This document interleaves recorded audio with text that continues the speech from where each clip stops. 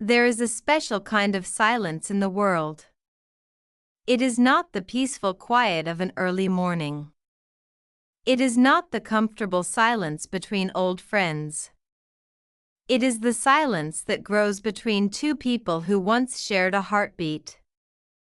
A silence that is heavy and loud and full of all the words that will never be spoken. For 10 years, I lived in that silence. For 10 years, the person who gave me life acted as if I no longer existed. My mother did not speak to me. She did not call. She did not write. There was no birthday card, no Christmas message, not even a forwarded chain email. It was as if I had been erased from the family story, a chapter neatly torn out and thrown away. And then, a plain, white envelope arrived. It was addressed to me in a handwriting I barely recognized, shaky and thin, like a tired whisper. It was my mother's writing. My heart did a painful, hopeful little jump. And then it sank. Because this letter was not sent by her. It was sent by a lawyer. My mother was gone. And this was her final letter to me. A letter I was too afraid to open for 3 whole days. I would just hold it, feeling its weight, wondering what last words she had chosen for the daughter she had cast away. Would it be more silence? A final, cold dismissal? When I finally found the courage to tear it open, my hands were trembling. The first line made me gasp. It was an apology. A real, raw, heartbreaking apology. But it was the second page that held the confession. A truth so deeply buried, it changed everything I thought I knew about my life, my mother, and that 10-year silence. This is our story. To understand the weight of that silence, I need to take you back. I need you to meet my mother as I knew her for most of my life. Her name was Eleanor. And to me, she was a fortress. She was not a warm, cookie-baking kind of mother. Her love was not soft. It was structured. It was in the perfectly pressed school uniforms, the hot meals always ready at 6 p.m. sharp, the way she could make a budget stretch further than anyone I knew. She was strong, stoic, and at times, stern. My father was a kind but quiet man, a background presence who seemed happy to let my mother build the walls of our family home. And I was Sarah, the dreamer. I was the child who painted, who wrote poems, who looked out the window and saw stories in the clouds. I think, in many ways, my mother saw my softness as a weakness. A problem to be solved. She wanted me to be practical, to be tough, to be a fortress like her. The world isn't kind to dreamers, Sarah, she would say, her voice firm but not unkind. You need a plan. A good career. Something solid. I tried. I really did. I went to college, I studied business, just as she wanted. But my heart was never in it. I felt like I was wearing a costume that was 2 sizes too small. All I wanted was to create, to feel things deeply, to live a life that was messy and beautiful and mine. And then, I met David. David was an artist. He was all laughter and grand ideas and paint-stained jeans. He saw the world in colors I could only dream of. When I was with him, I didn't feel like I was wearing a costume. I felt like myself for the first time. I was 23, and I was head over heels in love. I brought him home one Sunday for dinner. My mother had made her famous pot roast. The air was thick with the smell of it, and with a tension you could almost touch. David was charming. He complimented the food. He asked my father about his garden. But my mother, she was watching him like a hawk. Her questions were sharp, little needles disguised as polite conversation. "And what are your plans, David? Art is a lovely hobby, but what about a real career? Where do you see yourself in 5 years? A stable life requires stability, you know." Sarah is very impressionable. She needs someone who can provide a foundation. David handled it with grace, but I could see the discomfort in his eyes. After he left, the fortress walls came down. "He's not for you, Sarah," my mother said, her arms crossed as she stood by the sink. "You don't even know him." I protested, my voice shaking. "I know his type. All dreams and no substance. He will drag you down with him. You will struggle. You will be unhappy. I will not stand by and watch you make this mistake." It was the first of many arguments. They all followed the same pattern. Her, the voice of cold, hard reality. Me, the voice of desperate, passionate love. My father would just look at his plate, saying nothing. The house, once a place of order, became a battlefield. And the weapon of choice was silence. Not the big silence that would come later, but small, punishing ones. A day. 2 days. She would cook my meals, she would wash my clothes, but she would not look at me. She would not speak my name. It was her way of trying to control me. To bend my will back to what she thought was right. But instead of bending, I was breaking. And the more she pushed, the more I clung to David.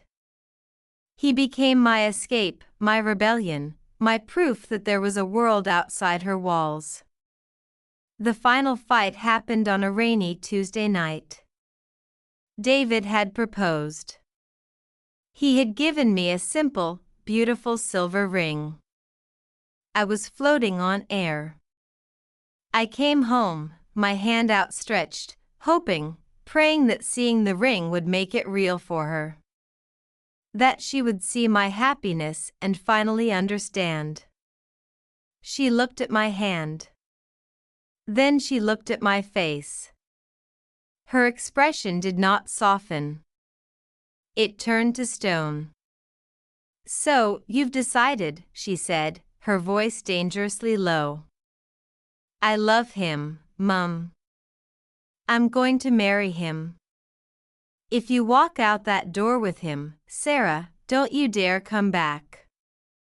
The words hung in the air between us, sharp and final. I looked at my father. He was staring at his hands, folded in his lap. He said nothing. He always said nothing. That was the moment my heart split in two. The love for my mother on one side, the love for my future on the other. I made my choice. "I'm sorry you feel that way," I whispered, my voice thick with tears. I turned, and I walked out the door. I walked out of the fortress, into the rain, and into my new life. I didn't look back. I thought, I truly believed, that she would cool down. That in a week, a month, she would call. She would miss me. She would want to meet her son-in-law. She would want to know her grandchildren one day. But the call never came. The silence began.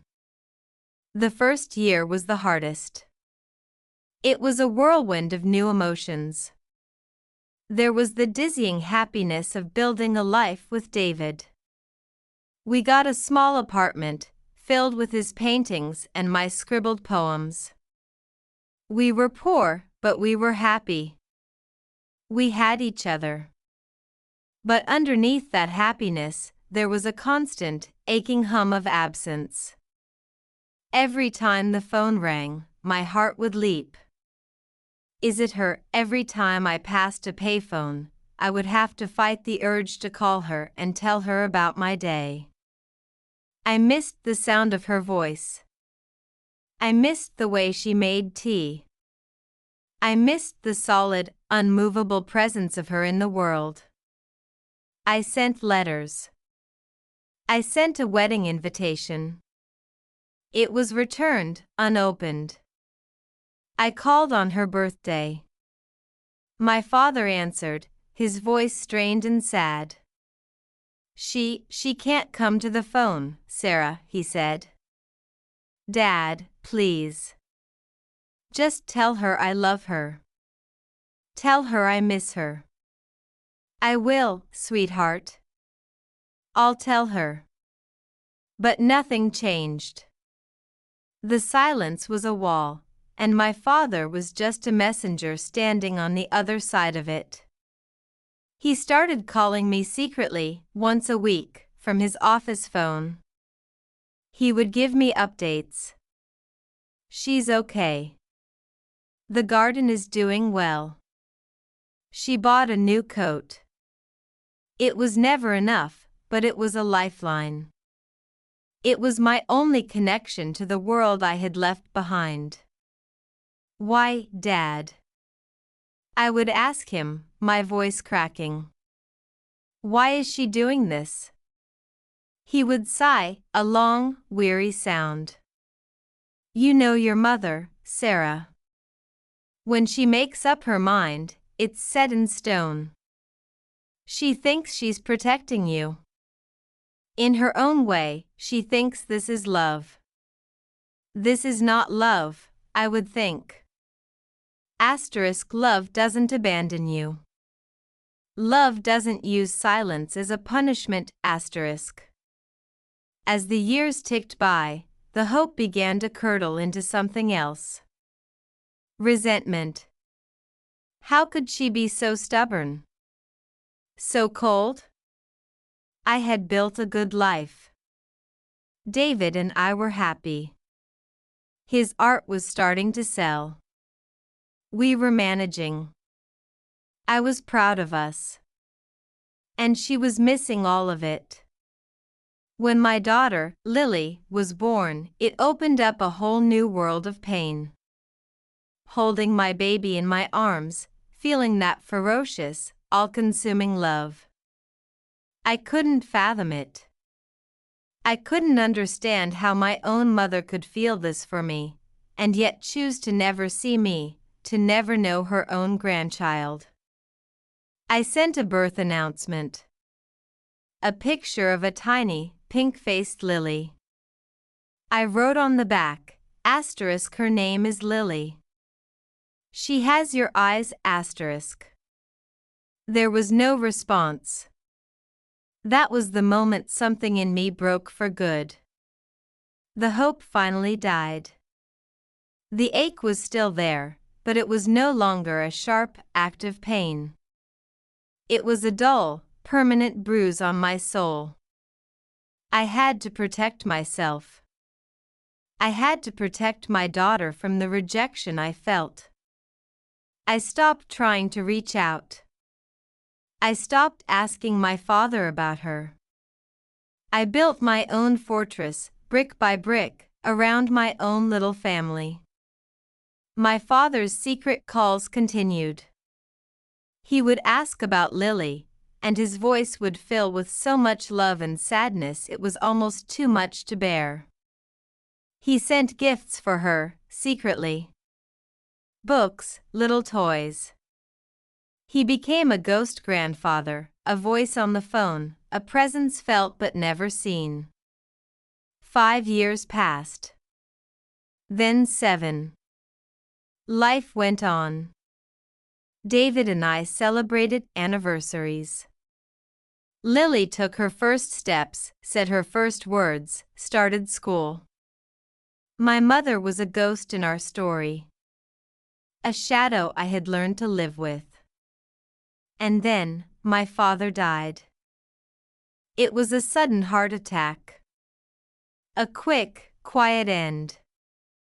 I found out from a neighbor who saw the obituary. The pain was immense. He was my last, fragile thread to my old life. And now it was severed. The funeral was the first time I had seen my mother in almost 8 years. I stood at the back of the church, David holding my hand tightly. She looked so small. So shrunken. The fortress I remembered was gone, replaced by a frail, old woman in a black dress. Her back was still straight, but her eyes were empty. She saw me. For a single, breathless moment, our eyes met across the crowded room. I saw a flicker of something, pain, recognition, maybe even love. My heart screamed at me to go to her, to hold her, to mourn with her. But she looked away. She turned her head, and she looked straight ahead, through me, as if I were made of glass. It was the final, silent slap. The confirmation that the wall was still there, and it would stand until the very end. I left the church before the service ended, sobbing in David's arms. That was the last time I saw my mother alive. 2 more years passed. The 10-year mark of our silence came and went. I no longer felt angry. I just felt a deep, profound sadness. A story left unfinished. A song that ended on a discordant note. And then, the letter came. The letter sat on my kitchen table for 3 days. It was just a simple, white envelope, but it felt like it contained a live bomb. David urged me to open it. Lily, now a curious 9-year-old, asked who it was from. "It's from my mother," I told her, my voice quiet. "Your mum," she said, her eyes wide. I thought she was gone. In a way, she was, sweetheart. In a way, she was. On the 3rd day, I woke up knowing I couldn't wait any longer. I made a cup of tea, sat at the table as the morning sun streamed in, and with a deep, shaky breath, I slid my finger under the flap and tore it open. There were 2 pages inside, filled with that frail, shaky handwriting. I took another breath, and I began to read. My dearest Sarah. If you are reading this, then I am finally at peace, and you are left with the mess I made. There are no words to express the regret I carry with me. For 10 years, I have worn it like a shroud. It has been my constant companion, heavier than any grief. I was wrong. So terribly, terribly wrong. Asterisk. Tears welled in my eyes, blurring the ink. An apology. After all this time, it was an apology. Asterisk. I told myself I was protecting you from a hard life. I told myself I was being a good mother, steering you away from a path I believed would lead to ruin. But that was a lie. The truth is, I was protecting myself. Asterisk. I blinked, confused. Protecting herself? From what? Asterisk. When you brought David home, I didn't see a young man who loved my daughter. I saw a reflection of someone else. Someone I knew a long, long time ago. Asterisk. My heart began to beat faster. I took a sip of tea, my hand trembling so much the cup rattled against the saucer. I kept reading. Before I met your father, there was another man. His name was Thomas. He was a musician. He was full of life and passion and big dreams, just like your David. I loved him with a fire that terrified me. My own parents, your grandparents, forbade me from seeing him. They said he was unstable. That he would never provide for me. That he would break my heart. I could hardly believe what I was reading. My mother, my practical, stoic mother, had been in love with a musician? I was young, and I was scared. I listened to them. I broke things off with Thomas. It was the most painful thing I had ever done. A few months later, I met your father. He was a good man. A stable man. A safe man. I married him, and I built a life I told myself was the right one. The sensible one. I buried my feelings for Thomas deep down, and I threw away the key. A cold dread began to creep into my stomach. I knew where this was going. I could feel it. But, Sarah, the truth is, I never stopped loving Thomas. I thought of him every single day. When I saw you with David, I saw myself with Thomas. I saw the life I could have had. The life I was too cowardly to choose. And I was consumed by a jealousy so bitter, so ugly, I could barely look at you. A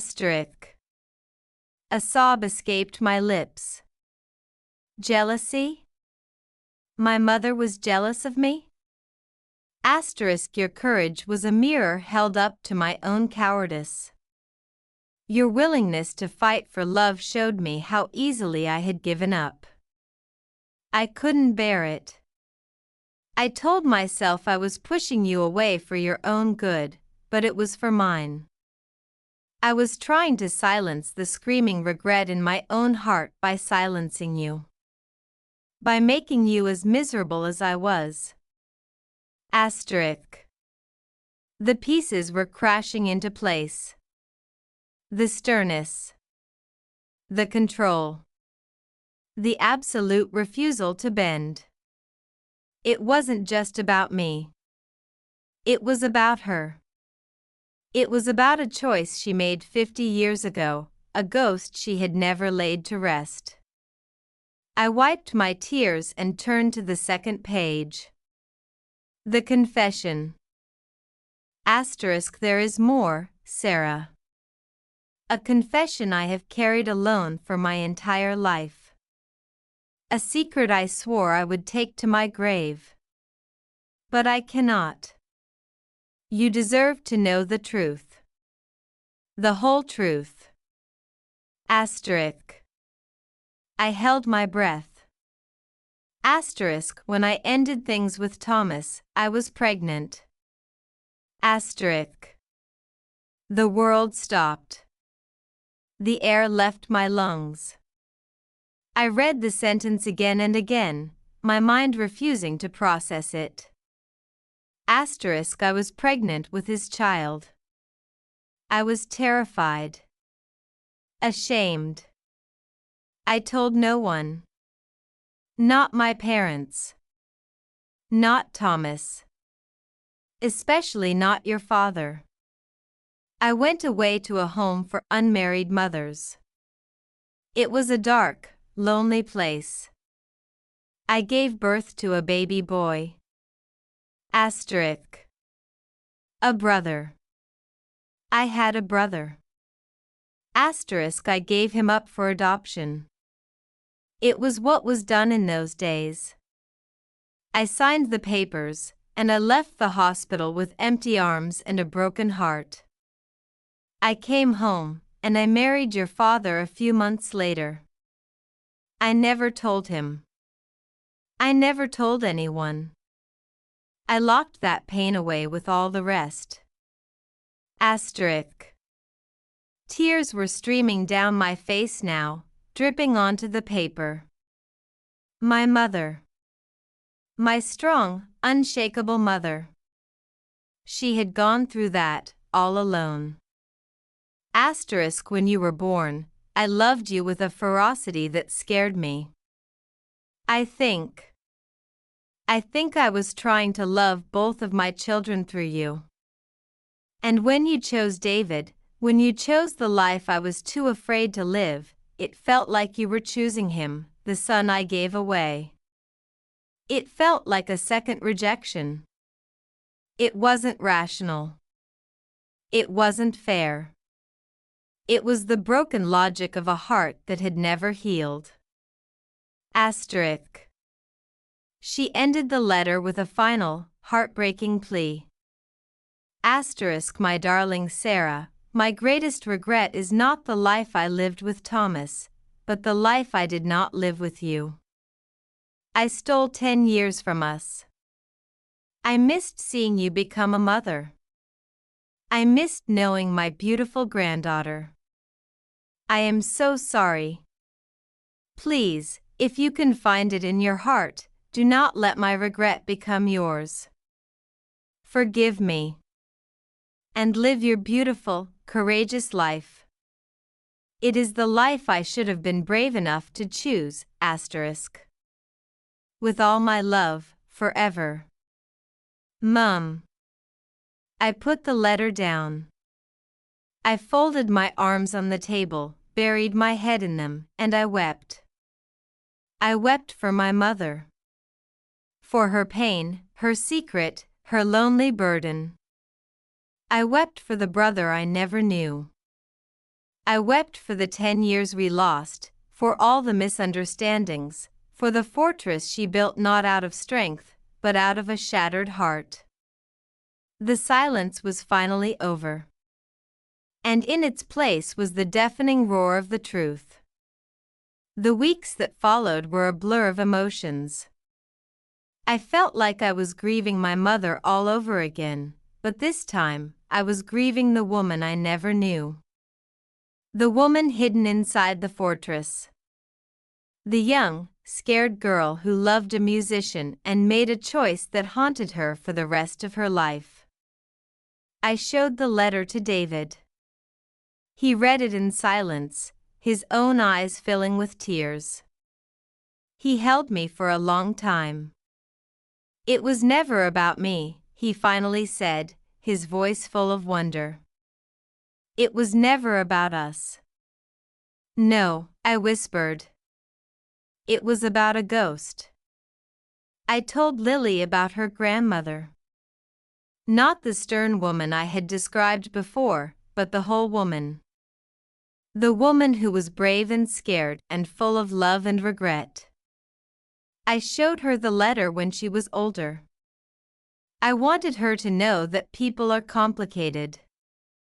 That even those who seem the strongest can be carrying the heaviest burdens. The biggest question, of course, was my brother. Did I want to find him? The lawyer's letter had included a separate note.